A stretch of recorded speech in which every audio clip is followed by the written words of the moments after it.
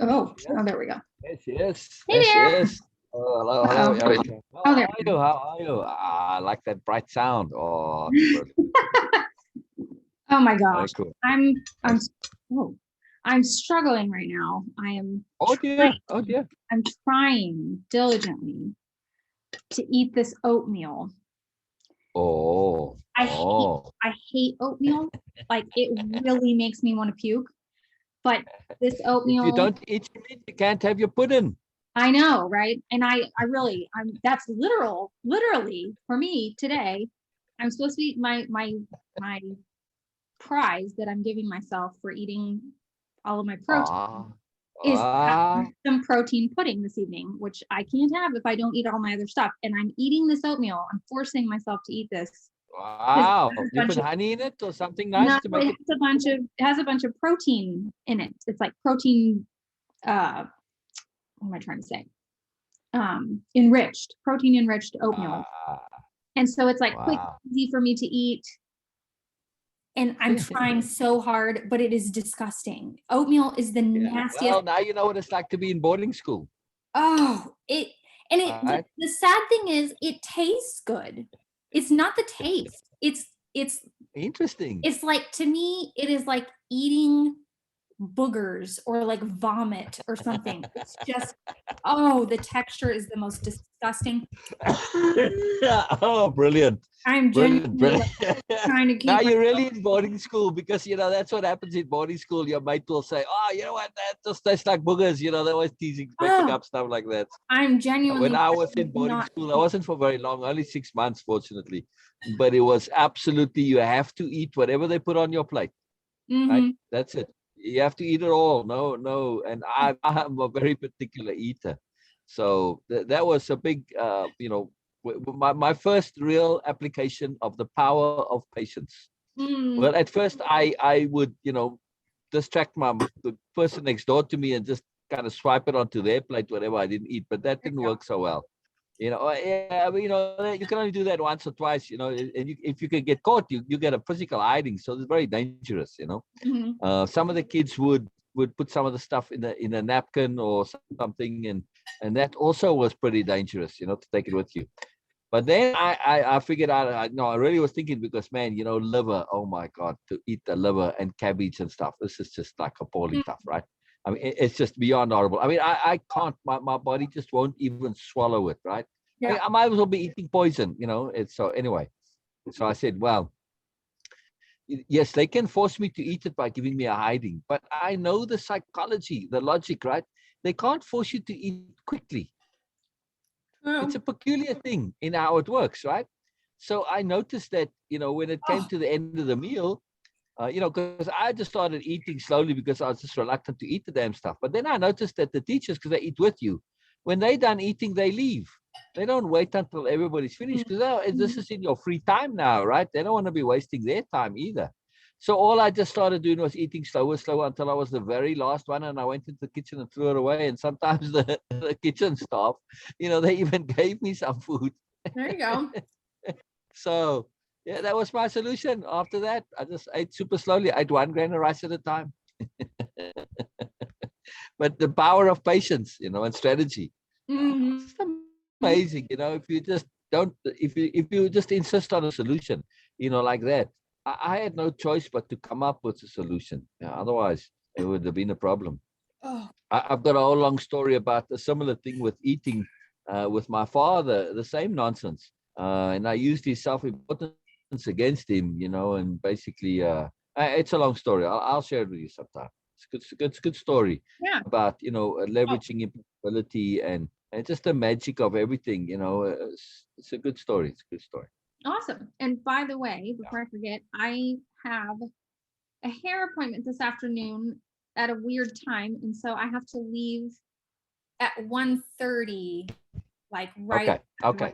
1:30 Okay. my time today. So 31. Okay. So before we get going, I have something to show you, Okay. And and I'm come bringing unusual discussion topics today. So wow, wow, exciting, exciting, exciting. Oh, fantastic.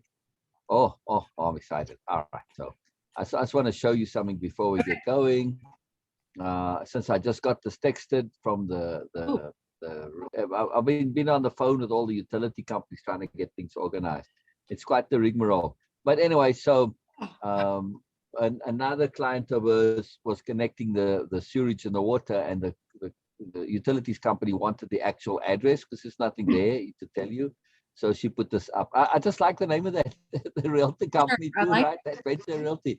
Yeah. So this is the actual property, of course. Yay! Yeah. So, that's so exciting. Yeah. So this is from the street, from the Todd Road.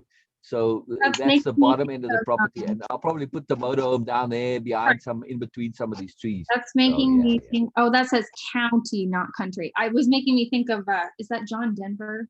Country Road, Take Me Home. Country roads, yeah. This is a county road, not a country road. Yeah. Because they don't have names yet, they just county road. So that's it. Oh, God. Anyway, so you get the idea. And behind us is the only property that's developed, because we're standing on the paved road. House up there, yeah. Yeah, that's far away though, but in the immediate area, yeah. I mean, there are probably some homes there on the other side of the pole somewhere, but close by, that you can see, in other words, just across the way. So anyway, it's pretty cool, pretty exciting. Just wanted to share that. So all right, brilliant. So all right, let's get going. What's the topic? Oh, excited. Oh my God, I'm legitimately having from vomiting. That is the most disgusting. I'm so close. I'm so close to being done. But every time I swallow, well, yeah, that's too funny. Okay. That's too funny. So my weird discussion topic. I know we're always talking about anomalous things, and I never have anything to share. And so I've had some anomalous things happening. So I figured. Wow. It was. Bore discussing. And these are really unusual, anomalous things. Brilliant. So, making up for lost time. Yes. Yeah. When anomalous things happen with me, they really go all out. So, Okay. So I have shared with you, I know to some degree in the past, some of the unusual things that happened when I was in my teenage years and living in Phil's house. I'm fairly certain that I went into some of this discussion at least. And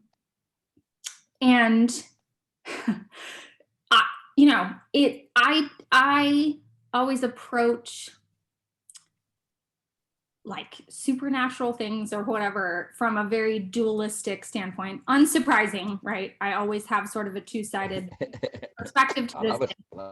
On the one hand, I tend to be very sober about these kinds of things. Like I don't have a flair for the dramatic, I don't go like seeking out these kinds of things. But at the same time, I'm also not like completely against, I'm not trying to like do everything I can to disprove or say like, this isn't real, this doesn't exist. I'm exactly the same. Yeah, exactly I tend to come at it from kind of a balanced point of view. Yep. So, I want to be open to any possibility, but retain my scientific side, right? Exactly. So there were a lot of things that happened when I was like between the ages, probably between the ages of 13 or 14 and like 17. And to the point that I tend to, I know we talked about this not too long ago where I was saying with Kathy that things have happened for me and it's rarely a visual thing. Like a lot of times it's sounds or just feelings or whatever, because visual things are very overwhelming for me in that sort of thing.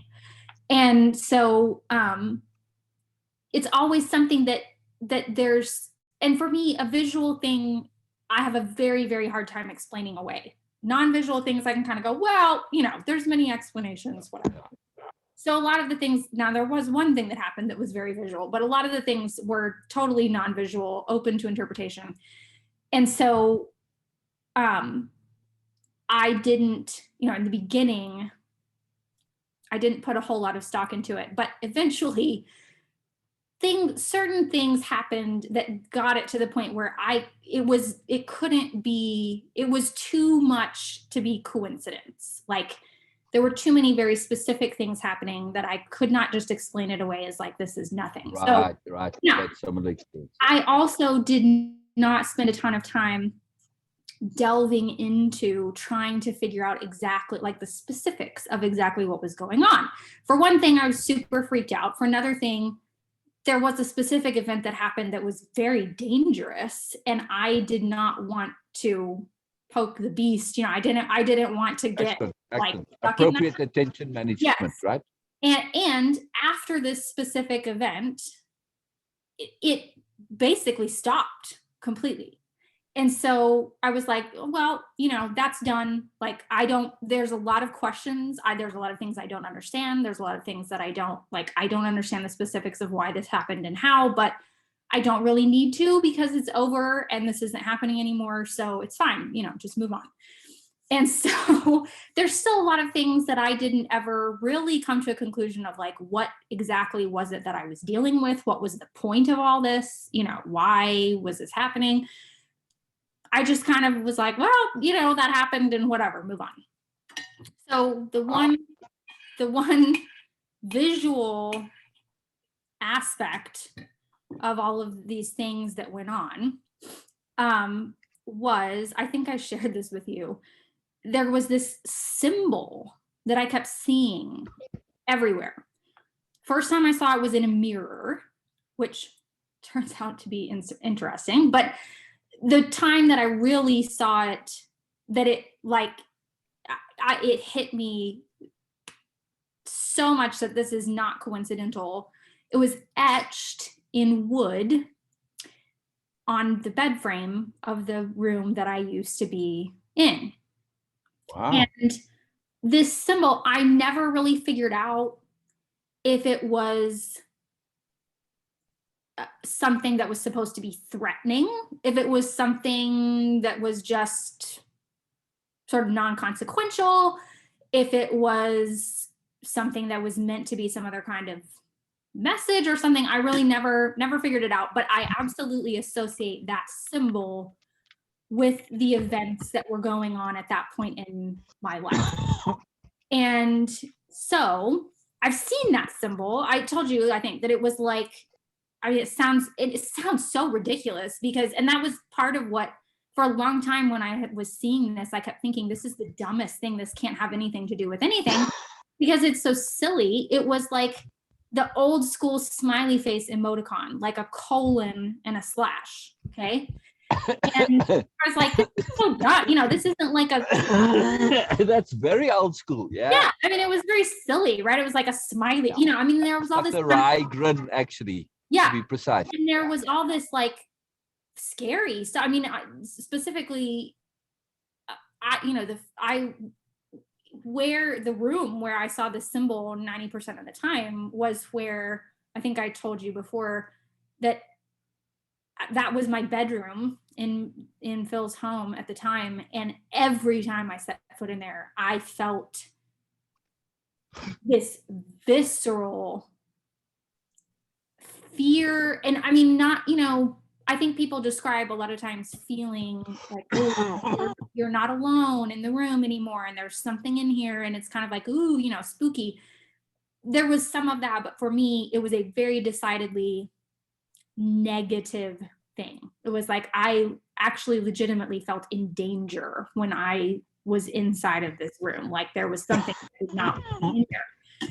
And so, for all of this really negative, like, kind of feelings going on, to then be seeing this like ridiculous, smiley face symbol everywhere, I was like, what, this makes no sense.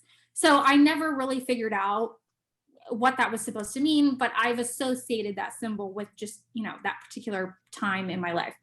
And so I've seen that obviously in many places because it's a fairly common thing to see, but there was one sort of significant time where I saw it again, which was not all that long ago, when Axel was sick. And when he was about, I'm going to say,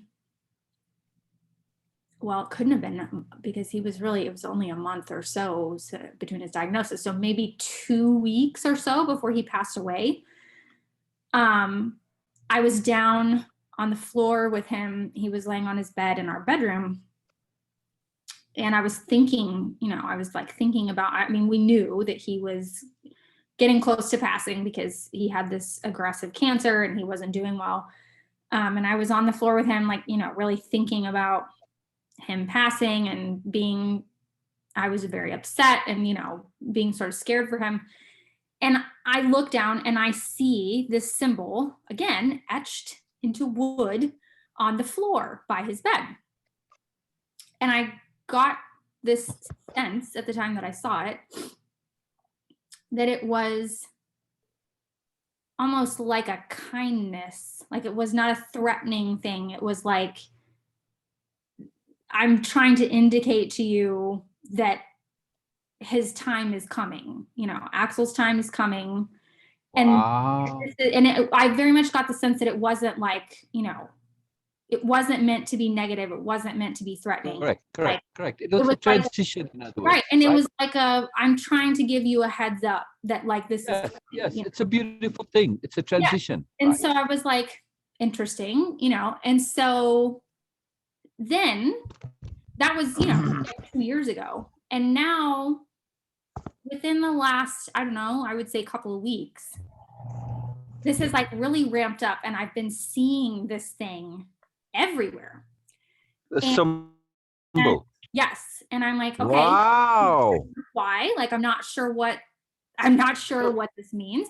But so this was really interesting. So then. So where did you see it with Axel? Sorry, I'm missing that part. With Axel, it was on the floor. So I told you that when this symbol, the time that I saw it, when I was in Phil's house, where it became cemented in my mind that this was not just a coincidental thing that I kept seeing, this was literally meant for me to see. This was yes. It was very clearly and obviously exactly a personally connected anomaly.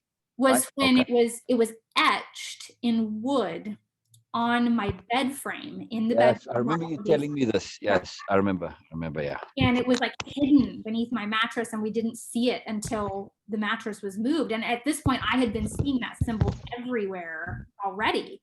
And then we moved my mattress. Wow. I kept saying, I don't want to be in this bedroom anymore. Please, I don't care where else I am in this house. I'd been sleeping on the couch because I didn't want to sleep in my bedroom.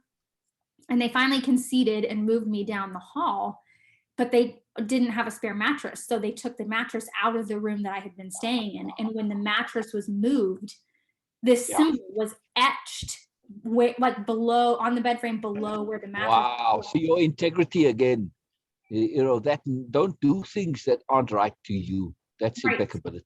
Right. It's very key. And it saved you there, if you ask me. I agree. And so at that point was when I was like, okay, I can't ignore this. I had been thinking, this is really odd that I keep seeing this everywhere. And is this does this have something to do with what's going on? And then that happened. And I was like, okay, this cannot be, this is flashing neon sign. So then with Axel, when he was passing, I saw it again, etched in wood on the floor, on our hardwood floor in our bedroom next to his bed. And so I've been seeing this symbol again. Like I said, you see that everywhere. It's not like it's an uncommon thing to see. So I've seen a picture of it. So I took a picture of the bed frame because I was so shocked. And I had told my friends about seeing this symbol everywhere. And when I saw that on the bed, I was like, I am taking a picture of this because I don't want to look back on this and go, am I losing my mind? If it disappears or something. Absolutely. Good for you. Document. I don't know where those photos are because I took this was 2004 or something. I took them with an old school camera. I'm not sure where the pictures are, but I did have them developed.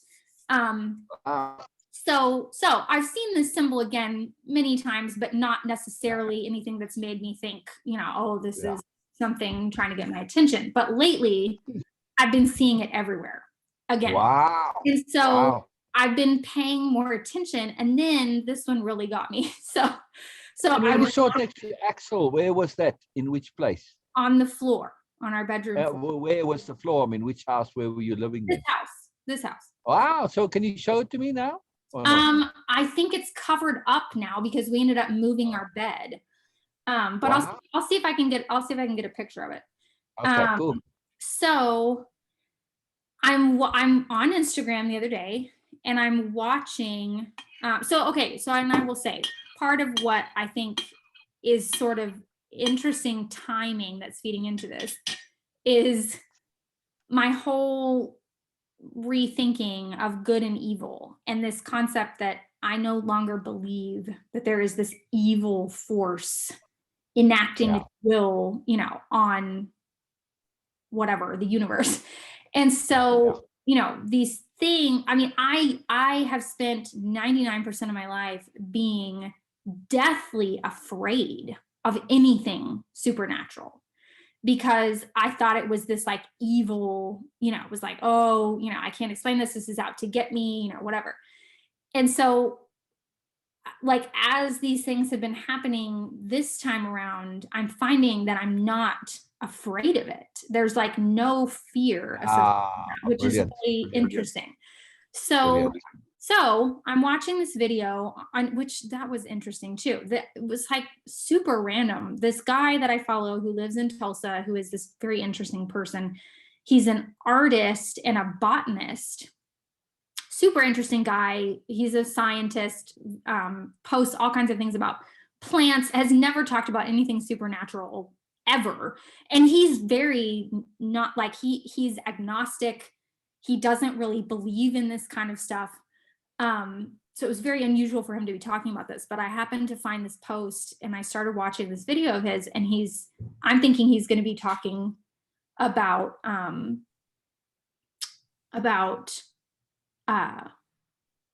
sorry, I heard this weird noise and my brain just went whoop.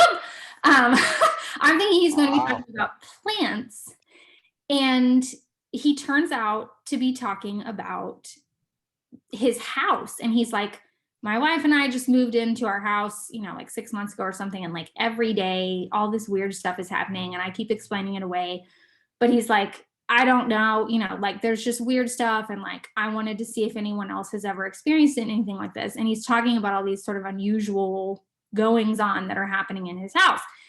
And he goes through this whole thing. And at the end of the story, he's talking about how, his son has who's like 3, keeps saying that he sees a person in the house. He and his wife are experiencing, like people touching them and noises and different things. And then he says at the very end, he was like, okay, all this kind of creepy stuff has been happening. And then last night, like the creepiest thing happened. And he was like, honestly, like objectively speaking, it's not even that creepy, but it really like scared the crap out of me. And, I don't even know what to make of it. So he says that his son has a balloon that I think it was his birthday recently, or they had some kind of a party, and they got this big water, like it looks like a slice of watermelon, like a meat kind of a thing. And it's a helium balloon. And he's like, he's had it for a month, and the thing has still been just like it's just been floating in the corner of his room for the last month.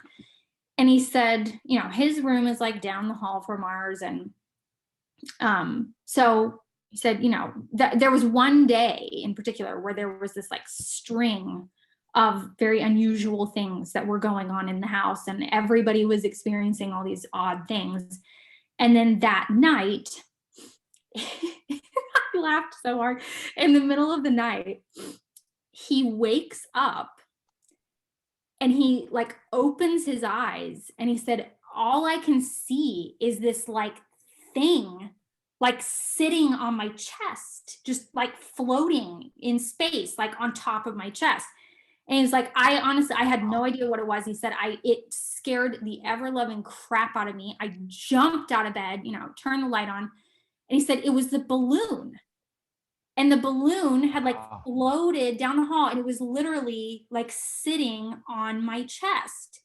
And so then he's talking about this, and I'm like laughing. And I'm going, oh my God, I cannot even imagine. Like, I would have probably crapped my pants. That's so funny.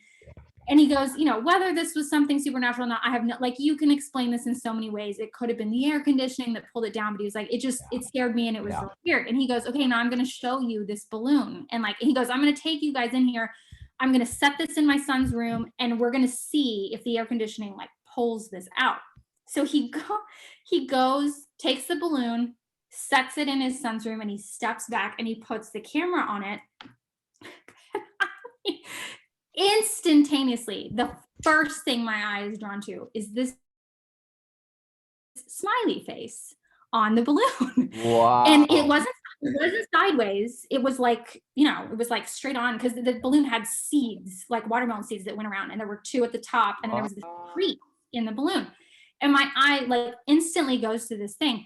And I looked in the comments, and several people were like, there's a smiley face on the balloon. And I'm like, okay, it's not just me, And so I was like, okay, this is bizarre. Like, I feel like this is getting to the point where something is kind of going like, pay attention, pay attention, pay attention.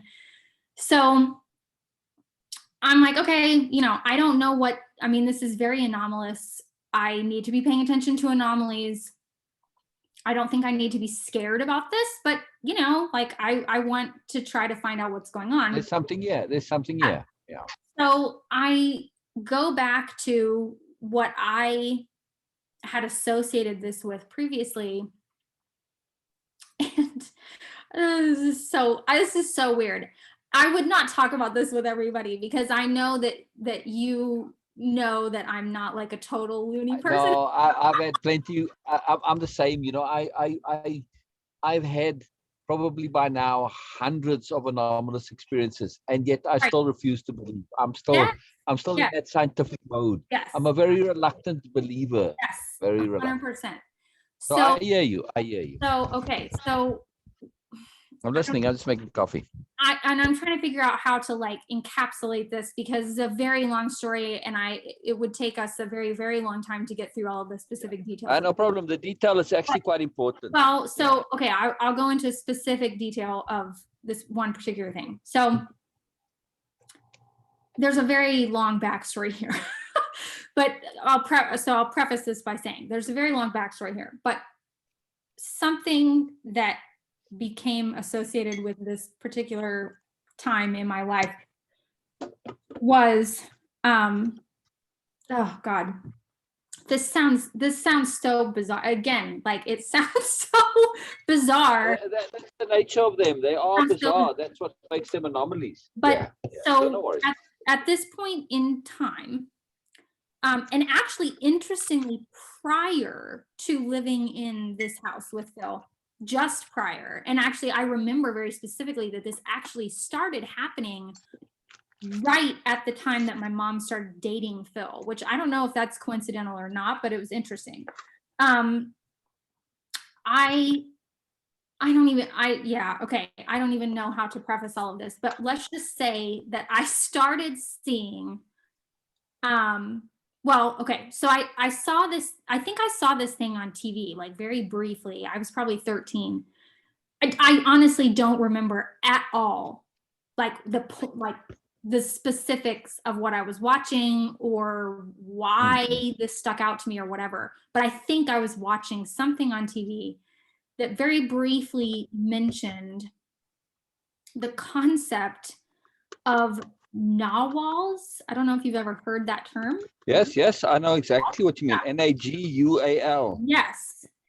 And a Nagual is like, I can give you a very long and complicated explanation of a Nagual. Yeah. Well, so could I, coincidentally, because going on. But so I saw this. I'm pretty sure that's how it started. To be completely honest, I'm not entirely positive that I even remember how this started, but I think there was something on TV, like a very brief thing. And for some reason it stuck out in my mind. And so again, before I was living in Phil's house, I started seeing, again, I don't know what it is with the symbolism, but I started seeing scratches everywhere, like dark Wow. scratches in the ceiling, like in all these different places. And Wow. I got really freaked out. I was like, I don't know why I keep seeing this. And every time I saw them, this concept like popped into my head of like, Nagual. And I think I had a dream at one point about like a black cat, like a panther or jaguar or something.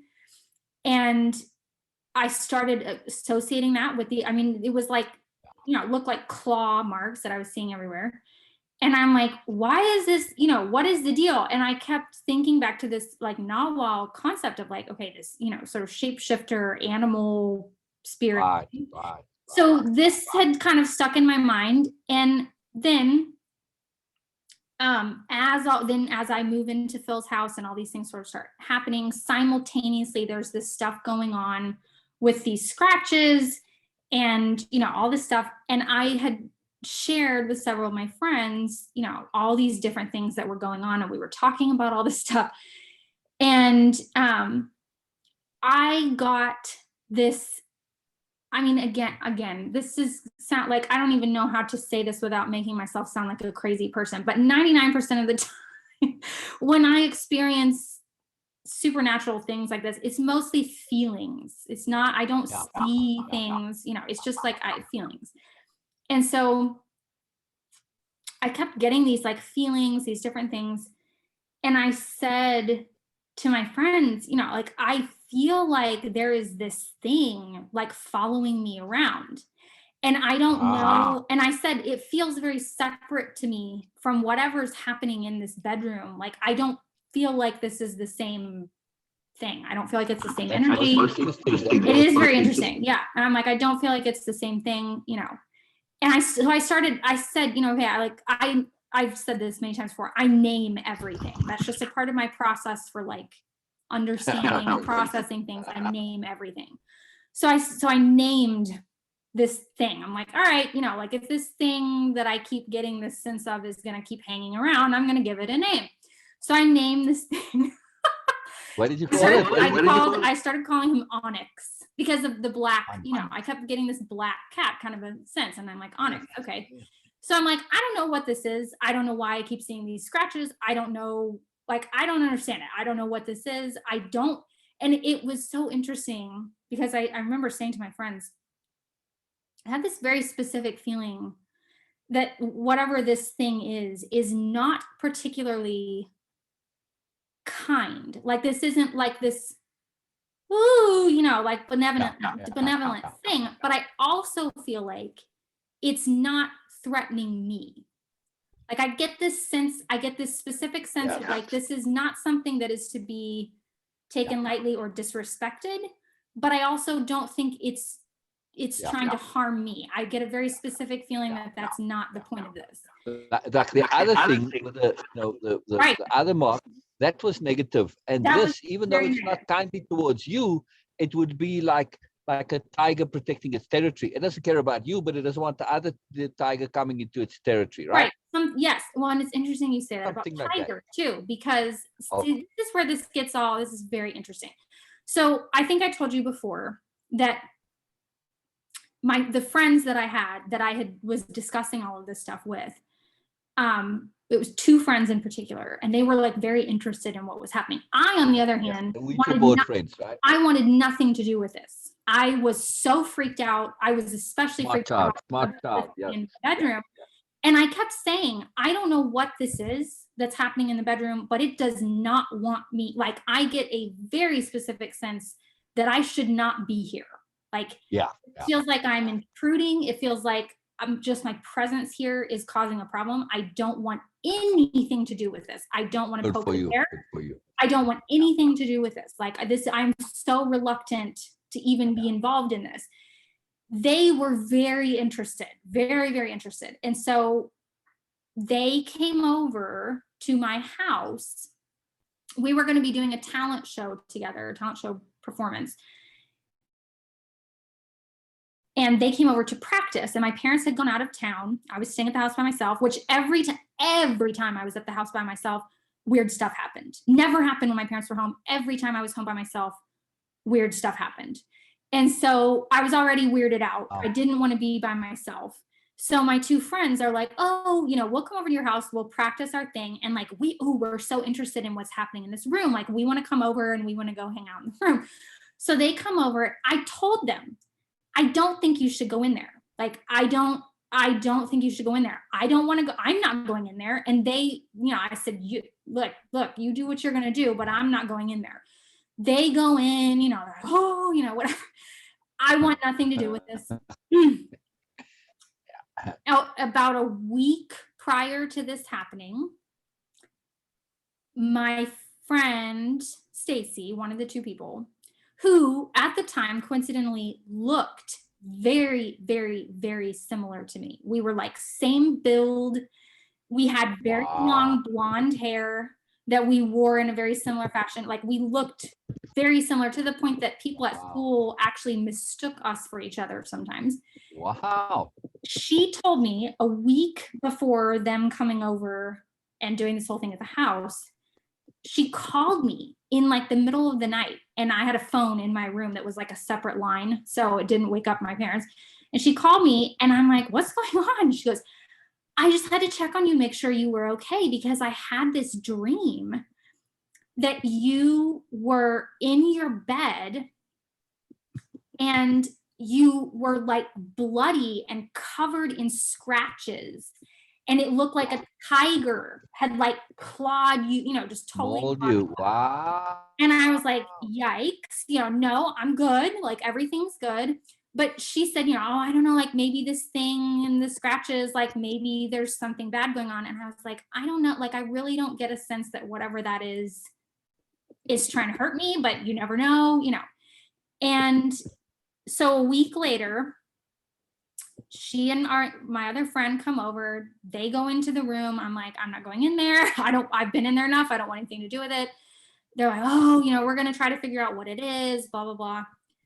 They leave and immediately get into an extremely horrific wreck where Stacy, the friend who looked exactly like me, almost died. Wow. And like, really, she had numerous broken bones. She had level 5 brain damage. She's actually one of the first recorded cases in medical history of someone surviving level 5 brain trauma with no residual after effects. Wow. How? Was she covered in blood? Yes. With scratches? Yes, she was. And so after that happened, everything stopped. There was, when I went in the bedroom, no more weird feelings. Wow. Nothing. And I got this sense at the time, and I mean, again, it sounds really weird, but I was like, all right, maybe in this dream that she had, she thought it was me, but she really saw herself because we looked exactly the same. And maybe whatever this thing was in the other room was just out for blood. And like, once it got her, it was like, well, good enough, fine, like, price paid, penance paid, done. And so it never came up again. So I had thought about Onyx as sort of, he was not particularly associated with this time or with this event specifically, but just that was happening at the same time. And when I saw the thing etched into the floor when Axel was passing away, I was like, okay, I feel like this is more an Onyx thing than whatever that weird stuff was going on in the bedroom. I feel like this was like a kindness to me of like, I'm trying to tell you. I want to shift the perspective here. Yes. So I want to just say something real quick. We tend to assume when there's fear, the thing is negative. Right. The fear could have been to push you away as a protection. The dangerous thing was actually the scratchy thing, right? See what I mean? Right. Because well, it came up next to Axel. That's what made me shift my perspective to say, oh, maybe it's the positive. It's the other way around to what you assume. yes, I Okay, agree. keep I going. agree. So in the beginning, I was associating with this smiley face thing with this very threatening sort of feeling, and I've seen it since and have sort of changed my perspective and thought, okay, maybe this wasn't a threatening thing. Maybe this was intended to be something else. But so, you know, when I sort of started associating the smiley face with this kind of onyx personality thing, whatever you want to call it, because of Axel. So when I saw this video and this popped up again, I'm like, okay, you know, I don't know why I'm seeing this right now. I don't know why I keep seeing it, but maybe there's something here that I'm supposed to be paying attention to. So the one thing that I knew that was associated with that in my mind was this Nagual concept. So I'm like, okay, I haven't looked at that in years and years and years. So I'm just gonna like Google this and see what I can find. And Interesting. oh my word. So again, I could have an entire conversation on all of the incredible things that came up, but a ton, like a ton of stuff came up. Oh, it's huge. Huge. That the parallels between things that were happening then, things that are happening now, like these puzzle pieces that fit into place, it was absolutely mind-blowing. Like, again, to the point that my sort of pessimistic brain that's like, nope. There were so many things that I was like, okay, I can't just ignore this and slot this into a, you know, crazy person column. So I have more looking that I'm going to do, but just very, very, very interesting things that came up. And basically a lot of what came up was bizarrely related to like Aztec. Correct. Or Toltec. Yeah.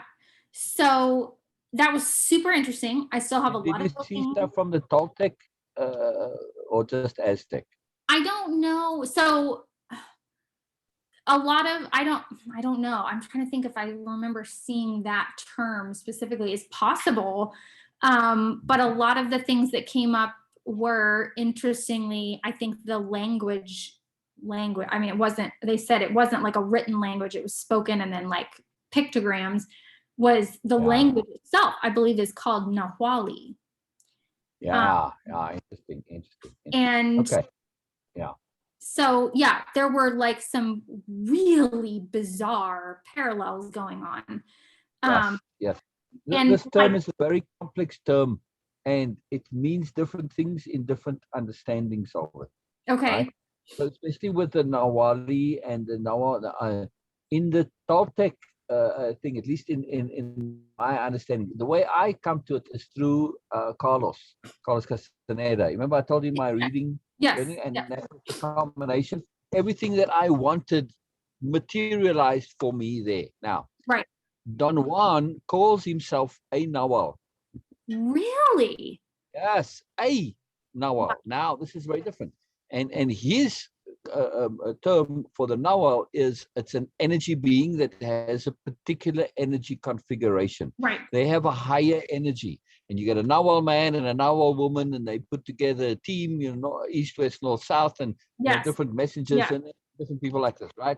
So the Nahual man and the Nahual woman are ones that have a higher energy, and they kind of the leaders of the group simply because of their higher energy, right? So you know, Don Juan, and then Carlos was this weird energy configuration with a three-pronged thing, not the dual energy configuration, and that's the thing with the Nahual, is that they have a very distinct dual energy configuration. Yeah. Okay. And so this is one of the things, like I made this whole list. I got totally like freaked out and sort of overwhelmed when I was doing all this research because I have a couple of quotes in the programs in various places from the Nahual on Matus, by the way. I'm gonna have to look.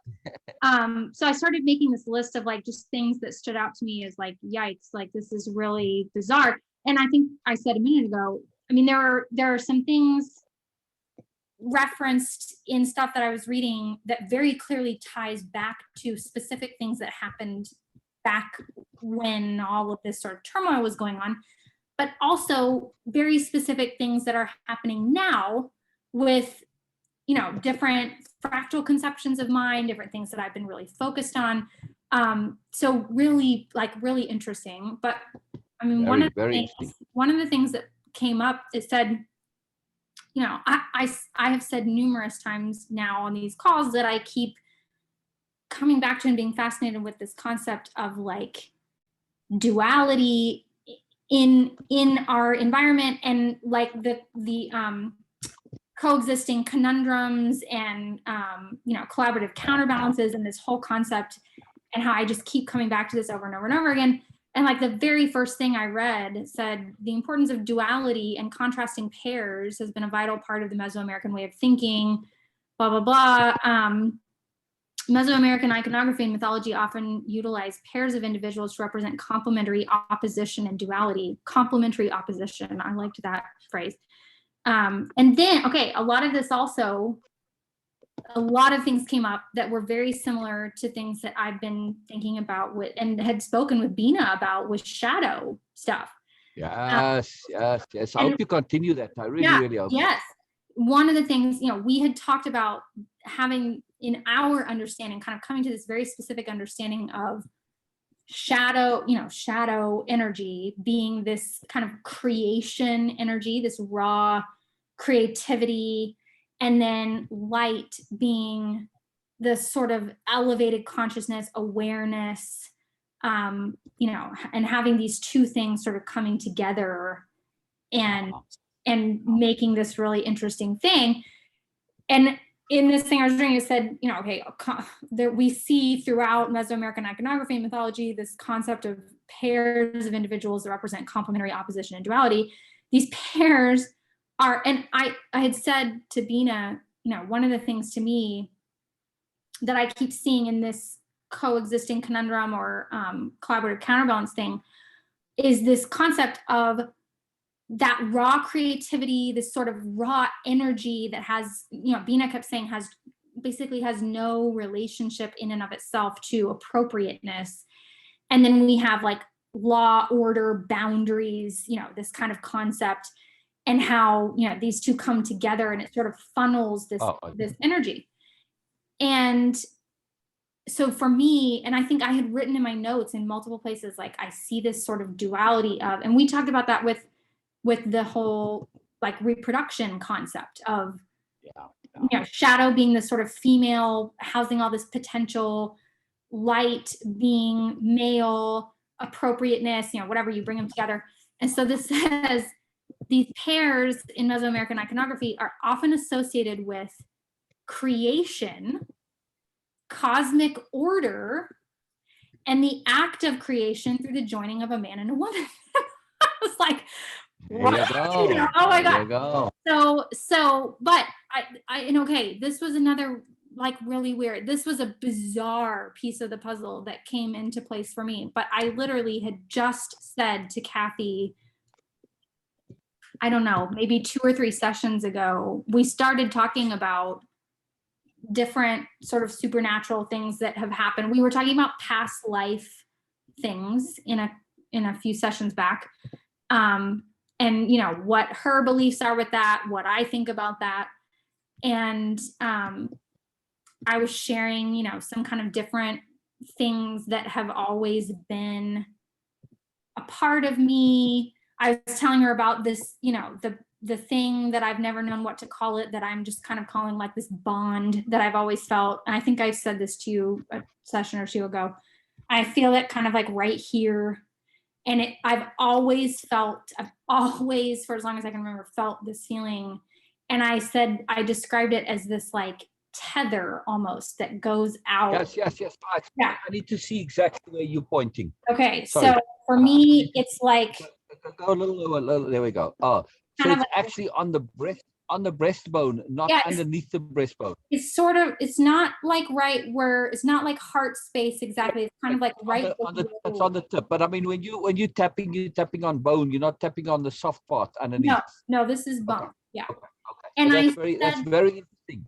It's very interesting that it's coming from there. And the tether part. Okay, keep going. I'll explain more. I said to her, this feels to me like something very old and sort of primal almost. Like this is like a soul level thing. This has nothing to do with consciousness. This is like, I don't even understand it. I can't really delve into the specifics of it. And that was one of the reasons we were talking about it, because we were talking about doing a past life regression and seeing if something came up related to this feeling. But I said, you know, I've always felt this thing like right here. And I said, you know, the best way I can describe it is it's like this tether that goes out from my body, and I don't know what's on the other end of it. Like I feel this very strong bond, almost this pull to something else, but I don't know what it is. And I've never known, and I've never really been able to figure it out. And so one of the things that came up in this same discussion, I told her that There you go. that when I was, I don't know, maybe like 10, maybe 9, 10, 11, somewhere around there, I started kind of trying to understand what this feeling was that I was feeling. And, you know, I'd always felt it and didn't really know what to make of it. I got very overwhelmed with a lot of the feelings that I felt when I was young, because I was having these like very large, sort of complicated, big feelings that as a small child, I didn't know what to do with. And so when I got to be like 9, 10, I started kind of trying to make sense of what this was. And I actually, I don't know if my mom remembers this or not. I haven't asked her, but I actually asked my mom on more than one occasion, am I a twin? Because I feel like maybe I'm a twin. And she's like, no, you know, I had you, I was there, you're not a twin. And I actually asked her on more than one occasion if I wasn't adopted. I said, like, are you sure that I'm your kid? And she's like, yes, you know, yes, you are mine. But I asked her, I know I asked her on multiple occasions if I was a twin. And I was like, maybe that explains, you know, I have this like bizarre feeling. And I said that to Kathy. I said, you know, when I was younger, I had this like weird idea in my head that I was a twin. And I was like, I don't know how to explain that. Like that just, I think that was just one of my kind of attempts at trying to understand this. But that had come up, and it was in my mind because we had just been talking about this. I'd just been talking about this with Kathy. And in my very brief delving into, you know, this Nagual thing and like trying to read about stuff, in this whole discussion about Aztec mythology, where it's talking about duality and the importance of duality in Aztec mythology, the first thing it starts talking about is how twins played this really important role in Aztec mythology. And that was this like major, you see that symbolism everywhere of this kind of concept of twins and the duality, and one half representing sort of a whole. Right. Which was now, really are they speaking about twins or about the dual beings? Well, okay, so they talk about both, and they talk about, there's all these different things in Aztec mythology about to like their gods a lot of times were twins, and sometimes it was literal twins, sometimes there was like one of the ones that was like really bizarre that I went down a super rabbit hole with was Shalat. I don't know how you say it, but this was so interesting because this was one of their gods who was a twin, but there's all these different stories associated with Shalat, and how sometimes he's represented as a twin, sometimes he's represented as he and his twin were like actually the same person. Sometimes it's, you know, and there's a lot of cases of that where there's varying gods and goddesses that were sometimes separate entities, sometimes were supposed to be kind of indicative of like being the same. But lots and lots and lots of instances of that, which were super interesting. But I have this huge list of these like really bizarre parallels between things. Very interesting. All right, so let me give you a quick little bit more on So Don Juan says he's from the Toltec tradition. Now, Yeah, I need a to lot write of this people who down. study this say that, Don Juan's Toltec and what they know of Toltec are two different things. Now, I'm very, very skeptical of anthropologists and boffins and anybody who's dealing, historians, anybody who's dealing with Okay. ancient, older cultures, because of my Oh, experience with the Bushmen. Remember, I told you the story about all the boffins that were came for the right, Bushman right, paintings, right?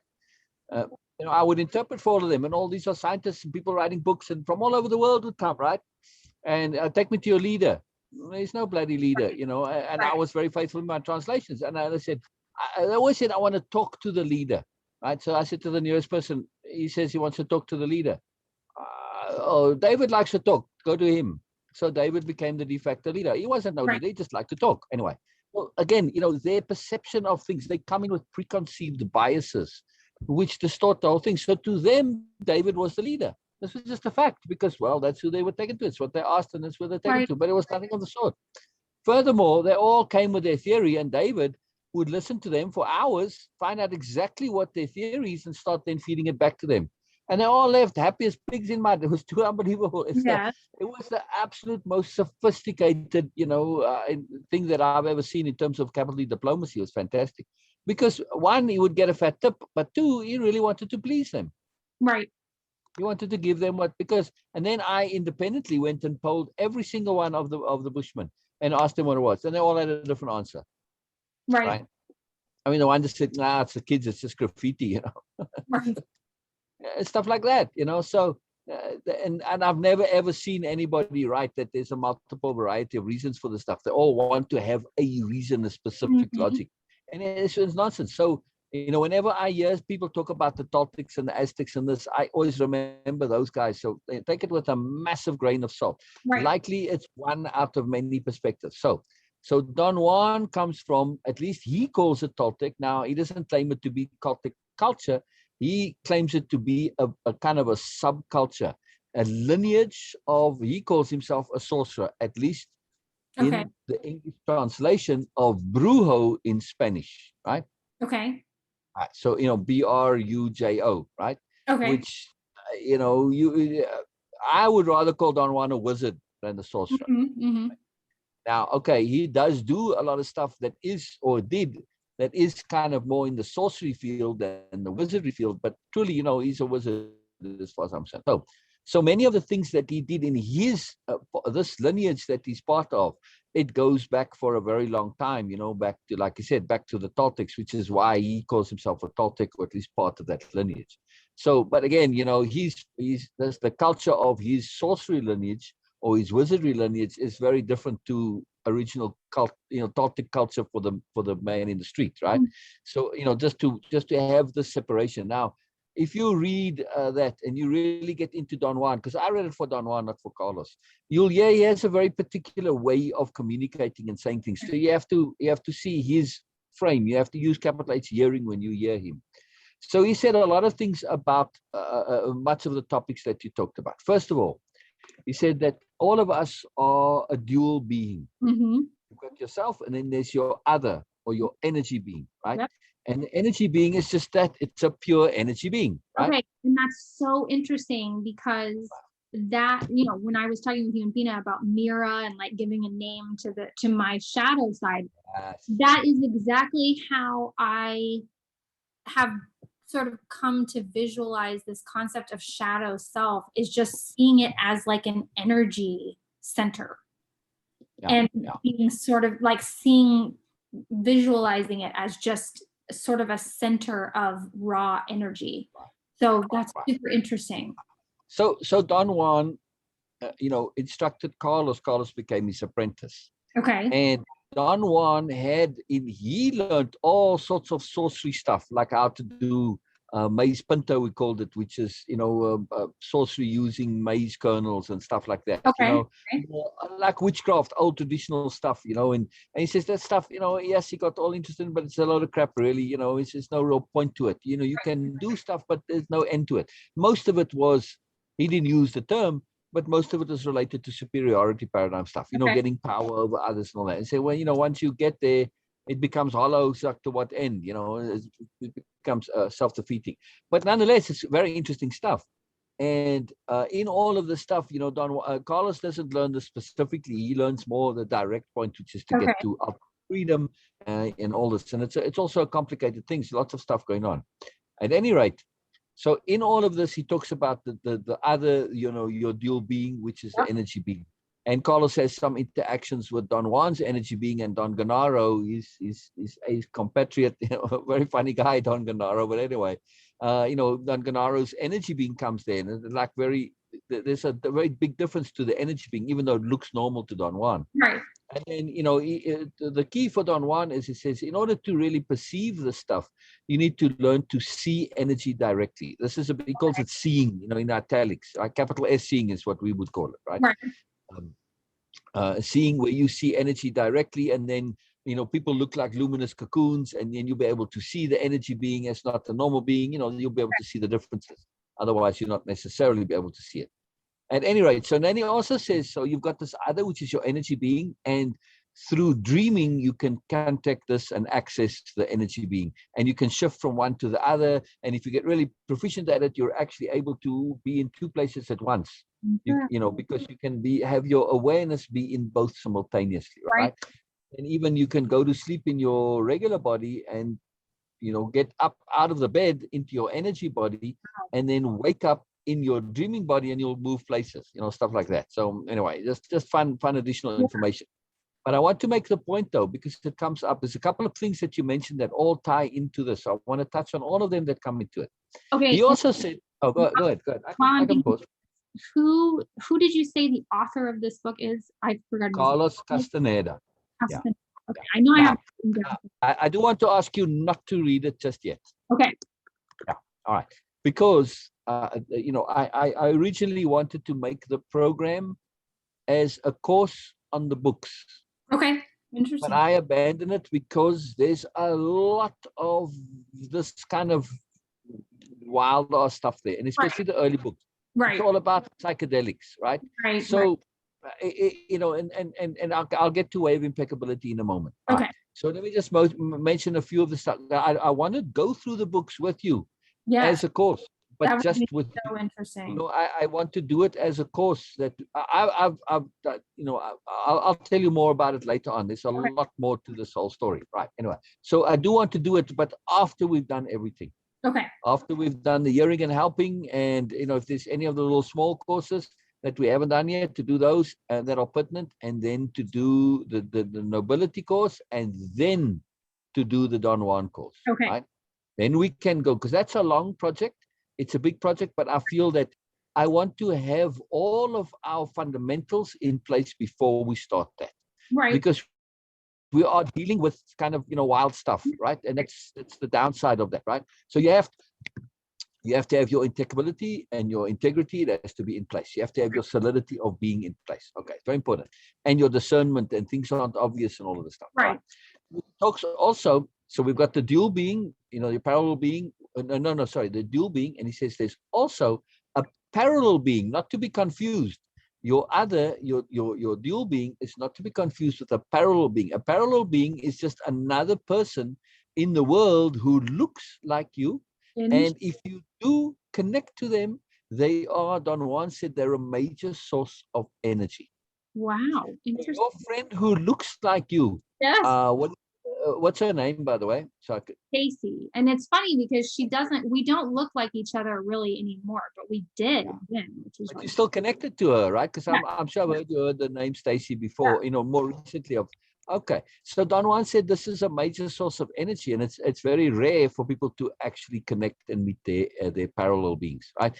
Again, the parallel being is just sort of, from what I can understand from Don Juan, it's just like a quirk of the universe, just like an anomalous thing that's just, there's no particular reason for it. It doesn't connect to anything.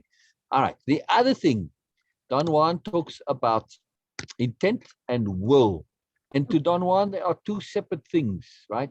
Will is the personal application of intent in a very localized way, right? And to Don Juan, will was something that you specifically developed, and he said it comes from your abdomen, you know, more or less down there by the belly button, right?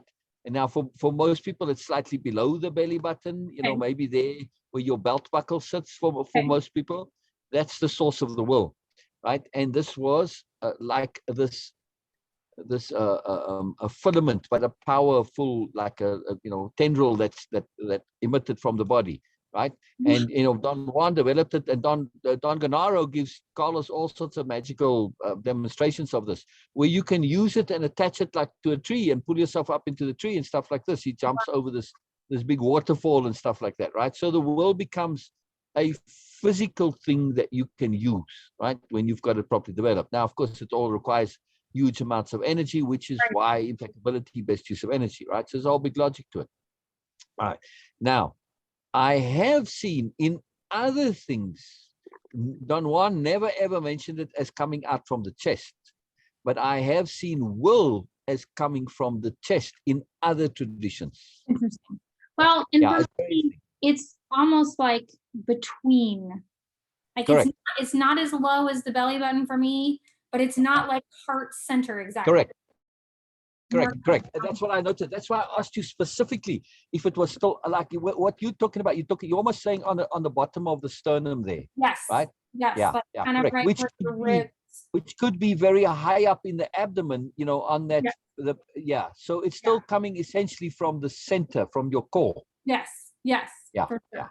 Yeah, and that's what Don Juan says. It's something that's coming from your core somewhere. That is so interesting. I have it's never heard. I've never heard anybody else say anything about anything like that. That's so bizarre. So here's two possibilities, right? One, for whatever reason, you are noticing your will, and your will is like kind of permanently extended. Right. Because that's the other thing that Don Juan was saying. It's a tendril or a light, like a filament, but this energy, it's energy really, right? But you extend it as needed. It's not always out, right? Right. But you feel yours to be out all the time, yeah? Well, and for me, so I told Kathy this the last time. Well, 1 second. Let me just say one more thing real quick. Yeah. So it could be the will, or you could be noticing this connectivity to your other. Because when you look at astral projection and all that, right? It's the same thing as Don Juan said, when you're sleeping and then you see yourself sleeping and you get up from the bed, right? And you notice this, you see yourself getting up out of your body. You see your sleeping body and then you see your energy body, right? Now, in the whole astral projection logic, there's always this filament that connects you, the silver cord, they call it, right? That connects between the dreamer and then the astral projection thing, and off you go, and there's always this cord that connects you back to your body, right? Interesting. So the tether, some of them call it, right? This is something, I'm just saying, the will and the tether may be two separate things, and people confuse them a little bit, right? Because they have a similar notion to it. And the tether is more from the chest than the bottom, more from the center, right? So as what I understand. So again, all of this stuff, I always take it with a grain of salt, because people are interpreting stuff that's very difficult to put into words. So I just wanted to put all that out. One more interesting point about Nagual, right? So Don Juan says, it's a title for him, and it's part of the whole team that he's in, and he's the Nagual, and he's got the Nagual Julian was his teacher, and the Nagual Elias was his teacher, and then they've got a weird Nagual, the Nagual Sebastian, by the way, who's this. Oh, nice. He's outside the line of the usual. They call him the something with the energy. He's a very ancient Nagual. The death defier, they call him, right?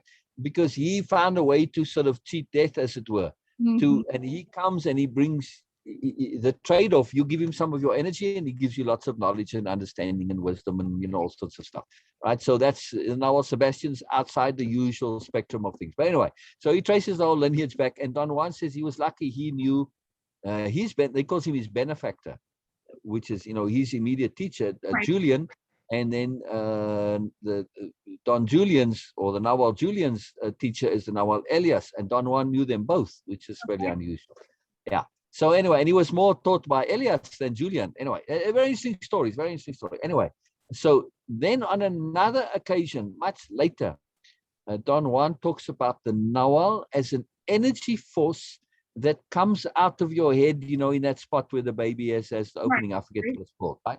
And this happens to Carlos at some time, right? He gets into trouble, and and it's like a thing that's supposed to happen to the Nagual, that it's supposed to come out, right? Now that Nagual coming out only happens to Naguals, and then you got this, it's like an energy being, the force that you can use, right? Right. And it seems more like a sort of a survival, protective, more like a violence type of anything. I don't know what else we're going to use it for, but still, Yeah. I just want to mention it because this is very typical of Don Juan. And he'll talk about the Nahual in one way and mean something else in another way also with it. Like he talks about allies. Right. And he talks about allies being in the smoke, when they smoke the mushrooms, or when they do the power plants, right? He talks about the allies. But then he also talks later about allies being inorganic beings, which you can harness them because they feed off energy. So what you want to do, when you contact them, he says you kind of seize them and jump on them and grab them and hold them down and stare at them. But essentially what you're doing is you're taming them like you would a dog. And you have the same thing with a dog. They attach to your energy, but he says you got to, feed them the energy. And, you can't give them too much because then it'll drain you, but you want to keep them attached to you, right? So that's basically and then you can get these allies to do all sorts of things for you. They make fantastic scouts, and Nahual Julian used them to terrify the hell out of people because, they had these very grotesque, like one eye, and then look like monsters. So, used them just to bully. Nahual Julian was just a horrible guy in a way, but in an amusing sort of way too. But anyway, so I'm just saying, so to be aware that the language can be really a little bit convoluted sometimes, but also his use of power conceptions is really cool. This is how for me, the whole books are absolutely a materialization. I was really depressed after all that reading that I'm getting bloody well nothing. And I was thinking, what do I want? And I was very clear. I wanted something exotic. I wanted something that's a cohesive system and that has, clear language, because the Buddhists have a cohesive system, but their language is very hard to connect to. Right. The language is very important to me. And also, something that makes sense to me, that connects, that I say that, that I can connect to relative to my experience. And that's when I came to Don Juan, when he talks about impeccability all the time. It's a very big point for him. But it was something that's connecting to stuff that's already pre-existing for me. So I'm seeing a materialization of stuff that's important to me. Right. A language that I now can use too, and this was cool. So I use a lot of that language, and I do not attribute it to Don Juan, because Don Juan's very specific. You need to make this stuff your own. He said, you got to take what you've been taught, and at some point you've got to claim the power as your own. That was his exact words, right? It's very important to me, very, very important. So I feel in the spirit of Don Juan, you would absolutely not want to be quoted. He will say, however, if you are going to use, similar language or even quote me directly, make sure it's your own quote. So all the, there are a couple of quotes in the program here and there from Don Juan, and I don't attribute them because they're my own quotes. Sometimes the wording, I say the same thing in a different language, and fine. But the ones where I do remember it exactly, it's become mine. You know what I mean? I'm not quoting because Don Juan said it. I'm quoting it because I understand it to be true and real, and it's something that belongs to me. And this is absolutely essential in the whole deal. So, there's a lot of stuff that we'll see overlap in Don Juan, which I enjoy too, because everything that Don Juan says is found elsewhere. Everything, in some way or another. And like the Buddhists are the closest to have it as a complete overlap, except their language is so horrible. But in all the esoteric traditions here, there, and other way, astral projection, you see the whole thing with the double and all this. There's a guy who wrote the book, Richard B. DeMille, debunking Carlos, in his mind, debunking Carlos, because it's a phony, it's a fraud, it's not true, Don Juan isn't real and all this. And I'm going to prove it to you. Look, see this passage here, you find it in this scripture, in this text, in this author. But meanwhile, it's just proving the validity of everything Don Juan said. I couldn't get to hoots if Don Juan is real or not. Makes no difference to me. I know from my personal, because by that time I already had an extensive, not just philosophy, but psychology that I developed. I didn't even realize it, right? So all the things that I'd worked so hard on yeah, I'm seeing confirmed, and well, this makes sense to me because I've proven it already to myself. I don't have to go out and prove it. It was just putting into language what I would already proven to myself. That's what appealed to me about it, right? Right. And the same thing with the Buddhists. I didn't quite recognize it exactly in that way at the time. So I spent a lot of time pulling out all the quotes and organizing it, and basically doing extensive takeaways and dictionary of power from the Carlos books. And we'll Right. do this. We'll do it again. It's a long story, and I'll explain to you. But like Don Juan says, you have to customize it, make it your own. Furthermore, it's such a convoluted system, and much of it depends on magic powers, which I don't have. Mm-hmm. Right? So many of the things that Don Juan shares, I don't have those magic powers. So I said, look, in the absence of these powers, I need to do something that I can utilize to best effect what I do have, what I know for sure. Right? Everything else, that's a bonus until such time. I don't want to be venturing into this stuff without really having my underpinnings taken care of. All right. So this is a very important point because it's very relevant to what you're saying now. Massively important. Like your friends, they go and meddle in stuff that they have no idea what the hell they're doing, and they get into trouble. My friend Lisa, she went to these workshops, and they contacted spirit things and everything, and it was all very fun and exciting, and it was like, wow, this is really important. And then one day she woke up from sleeping, and she couldn't move. Mm-hmm. And there was this character there, and she saw they were essentially sucking her energy. Yeah. And it was the most terrifying, horrible thing ever. And she was scared the crap out of her. And she was like 2 weeks after that, she could hardly move. She was so drained, right? So this was a very horrifying, and then she stopped doing that completely, of course. Right. This is my point. And this is not the only story that I've heard this way. For me personally, I don't want to go and meddle in this otherworldly stuff, right? Don Juan calls it now he also there's another way he calls the tonal and the Nagual, by the way. It's like the tonal is the regular world and the Nagual is the energy world. So that's another usage of the word Nagual. So like all the dream stuff and seeing energy directly and all the stuff, right? So in messing in that world, which is the whole world of the sorcerers, this is a very complicated business. So Don Juan very clearly said, though, you need to have your underpinnings. That was the word he used. Your underpinnings need to be so that if you're facing the devil face to face, you may be shaking in your boots, but you don't take a step backwards. Right. That was the example he used. I don't know if I remember his exact words, but very close. Right. This is very important to you. And that always stuck with me, that you want to have this integrity of being. You want your discernment. Don Juan never uses the word discernment, but still, you want your discernment, your awareness, your understanding, and your impeccability. Impeccability, yes, absolutely. This is the absolute crux of everything. Right. You want to have this be unquestionable so that you don't lose your crap when the shit hits the fan, right? This is very, very important because then your crap gets added to the shit in the fan, right? That's not good. So it's very important to have that solidity of being so that when you come into contact with things that are unexplainable, that don't make sense, you don't get into like, my friends were, oh, woo, this is also exciting. You don't lose your sensibility. Plus, you don't lose your rationality either. Right. And that to me, because sometimes a cigar is just a cigar and a coincidence is just a coincidence. To me, what I have always sort of tried to use as my approach to any of this is a very healthy level of respect for things that I don't understand. Like, I have no idea.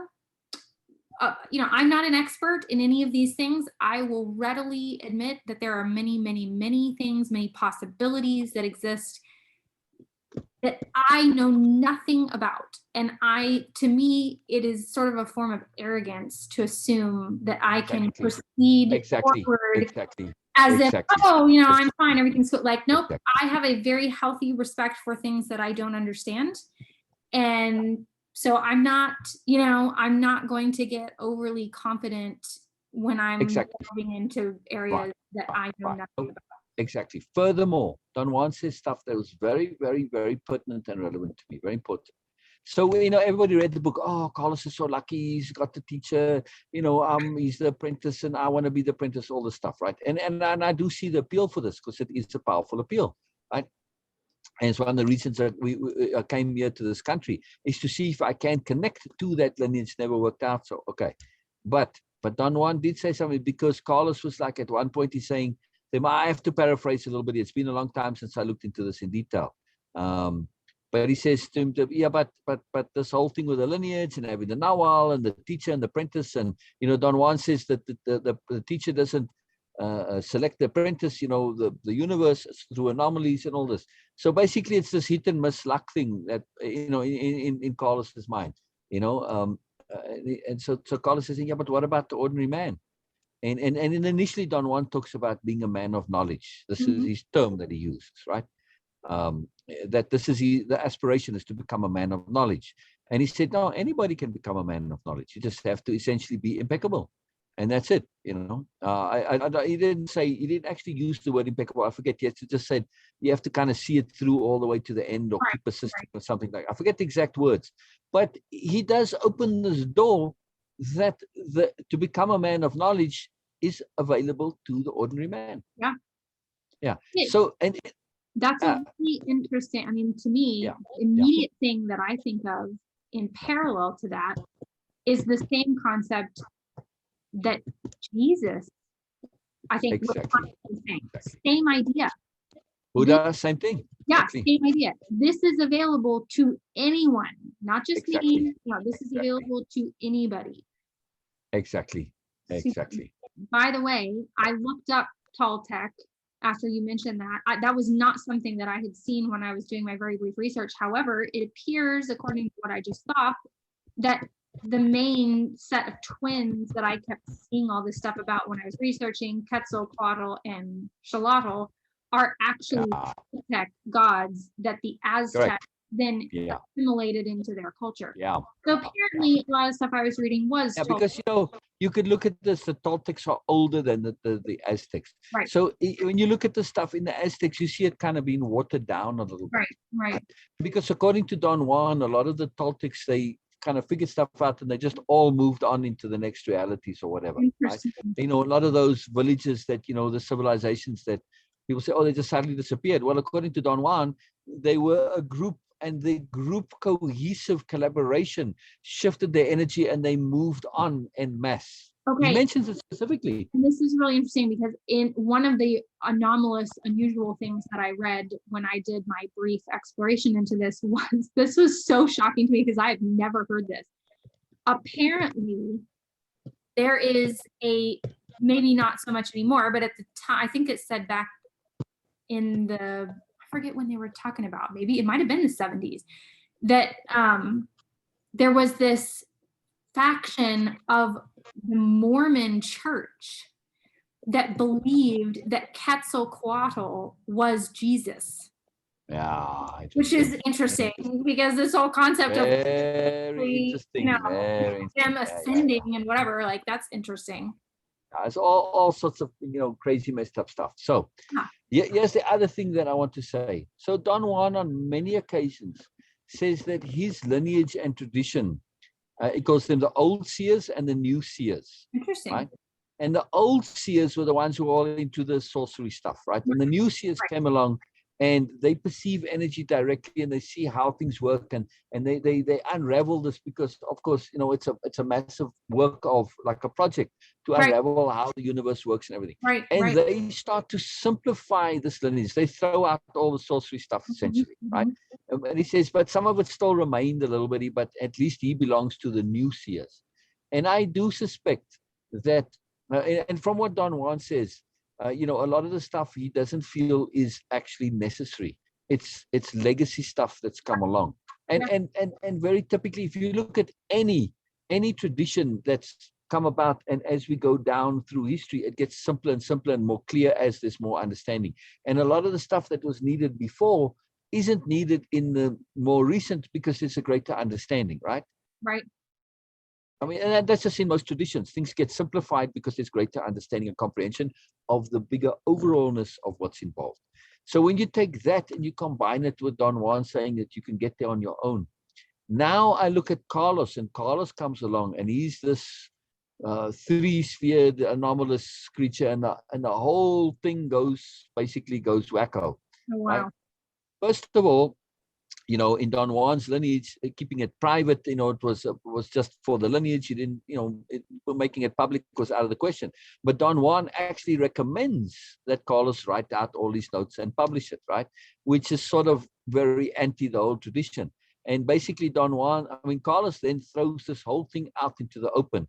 And in my personal opinion, if I look at stuff from a universal point of view, because I do see the universe being at work, particularly with Carlos's books, right?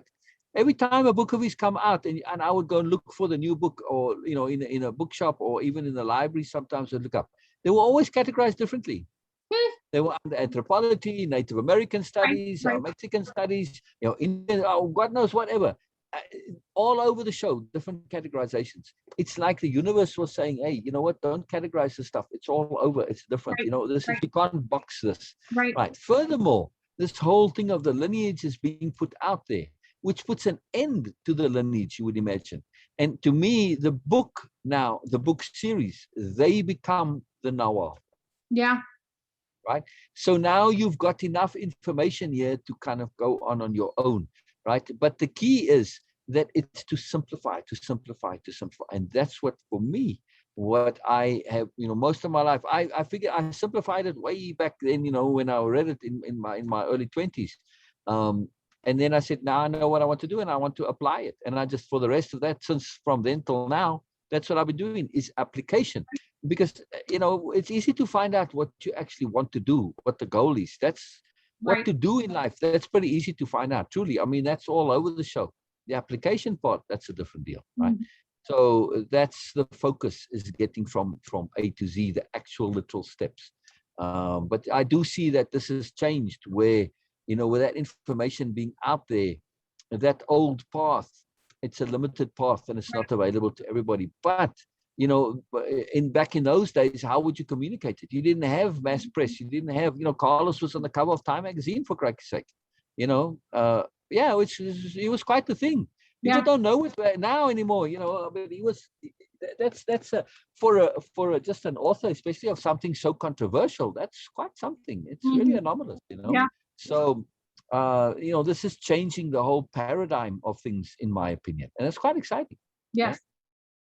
So when I look at things in that way, I say, you know what? Here we have a different thing, because, you know, the access to that lineage, it's not there anymore. Now, there are some people who think they continuing it and say and write books, and, you know, but still, when I really look at it, it all relates back to the books, to Carlos's books. You know, Don